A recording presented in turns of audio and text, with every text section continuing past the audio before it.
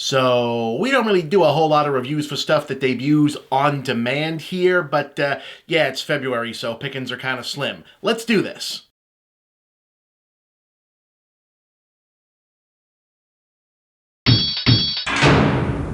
Hey, do you remember Troll Hunter? Came out back in 2011, made in Norway, found footage, pseudo-documentary kind of thing, horror comedy about a schlubby government worker whose job it was to exterminate the trolls that in fact still secretly exist and continue to bedevil the Norwegian countryside. Well, it was pretty good. Pretty damn good, in fact. And it made its director, Andre Overdahl, an overnight mini sensation that everyone had their eye on waiting to see what he would do next, which turned out to be spending the next 6 years almost making movies but then not actually finishing any, which kind of let the cinephile world forget that he existed, which is a shame because Troll Hunter was pretty damn awesome and showed a lot of promise. But now, Overdahl is back with the Autopsy of Jane Doe, and the good news is, he's still got it. Troll Hunter was no fluke. Overdahl is the real deal, and the Autopsy of Jane Doe is one of the most original and satisfying horror movies in a long time. Now, this is a small movie set mostly in 2 or 3 rooms with a handful of actors, and really only 2 for the most part, and it doesn't make the mistake of trying to stretch too far beyond its basic core premise,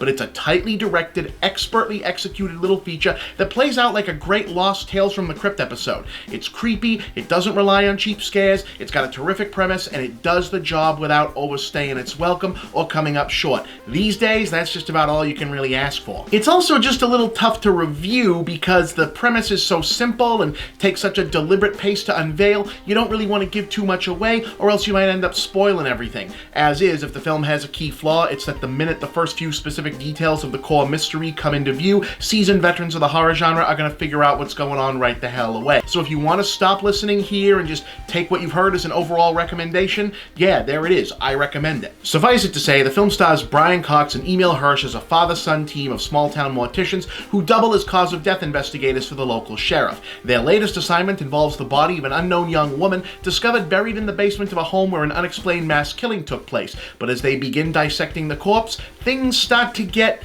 weird. Like, there are things about the body that just don't make scientific sense, and then weird, scary, unexplainable stuff starts happening around the examining room and the funeral home itself. Yeah, to say any more about the specifics would actually be giving too much away. Again, most horror fans are going to work it out for themselves once everything starts to fall into place. What matters is that what plays out really, really works in terms of effective, nuts and bolts technical filmmaking. Now, if you're looking for like a message or a bigger point or some kind of underlying theme, you're not really gonna find it, but not every solid genre exercise needs to be straining for some extra level of subversive intent to be worth watching, at least in my opinion. It may not be the most innovative work ever to grace the screen, but it plays the hits extremely well, and the conceit of having the 2 main characters be morticians is an effective excuse for drawing out the tension in spite of what most people would call the obvious signs you're in a horror movie moments. As in, a lot of people probably would have gotten the hell out of that examining room sooner, but maybe not 2 guys whose whole job requires them to not be easily spooked by being in a funeral home around dead bodies. Also, these happen to be 2 really good actors who sell the hell out of it even when they're asked by necessity to mouth some expository dialogue that might have sounded ridiculous coming out of anybody less seasoned. Then there's not a whole lot left to say about it other than that, because again, the Autopsy of Jane Doe is about as simple, stripped down, and no bullshit as movies like this go. But it's slick, it's spooky, and it's gotta be more worth your time than Rings is. 3.5 stars, check this one out.